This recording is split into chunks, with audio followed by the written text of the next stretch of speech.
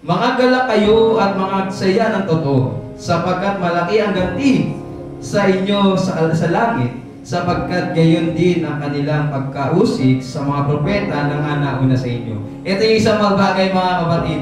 May mga nauna pala sa atin bago ito ang naranasan natin, mga kapatid. Ito yung mga bagay na akala mo ikaw lang nakakaranas. Tandaan mo, tumingin ka sa likuran mo na baka may nakaranas din yan. Mga kapatid, minsan hinaano lang natin yung sarili natin, sineselfie natin, nasasabihin natin, ako lang ang nakakaranas dito, pero tatandaan mo, may nauna sa'yo. Mga kapatid, huwag mo tignan yung sarili mo na ikaw lang. Tignan mo rin yung mga naghirap ng panahon ni Kristo. Mga kapatid, maraming tao sa panahon na yun na gustong bumitaw, pero nanatili sila, mga kapatid, na tumayo sa pangalan ng Panginoon Kristo. Bakit? Kasi alam nila kung kanino nila yung ginagawa. Mga kapatid, ito dapat yung isang bagay na kailangan natin gayahin, na dapat kay Kristo tayo nakatingin, hindi sa ibang tao.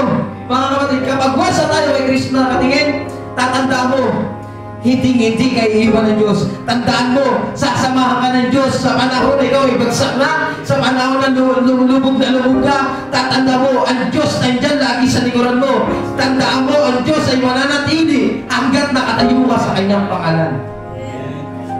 Kayo'y magpakalakas at magpakatapang, huwag kayong matakot ni mangilabot sa kanila.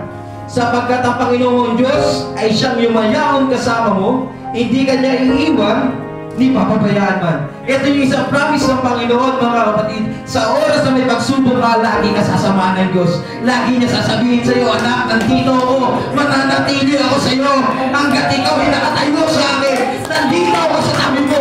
Mga kapatid, although mahirap bilang isang Kristiyano, na although manghihina ka, pero tatandaan mo, bibigyan ka ng Diyos ng kalakasan para may mga bagay ka na malagpasan sa buhay mo. Mga kapatid, mahirap talaga maging Kristiyano, pero kung iisipin mo sa sarili mo na nahihirapan ka, mahirap talaga. Pero kung iisipin mo ang Diyos ay kasama mo, hindi ka niya papabayaan, hindi ka niya iiwan. Pangako ng Diyos, kapag pangako ng Diyos ang natupad sa salita niya, kapag siya nag-promise, totoo yun. Mga kapatid, hindi yung bibitawan ng Diyos, hindi tayo iiwan ng Diyos. Tandaan po natin yan, mga kapatid. Sabi, magpakatapang ka, minsan maduduwag ka sa sitwasyon mo, kasi alam mo sa sarili mo, limitado lang ang kakayanan mo. Pero tatandaan mo, kaya ka itaas ng Diyos, mga kapatid, sa oras na tinatawag ka ng ibang tao. Mga kapatid, kaya ka niya itaas. Bakit? Dahil ang Panginoon ay kasama mo.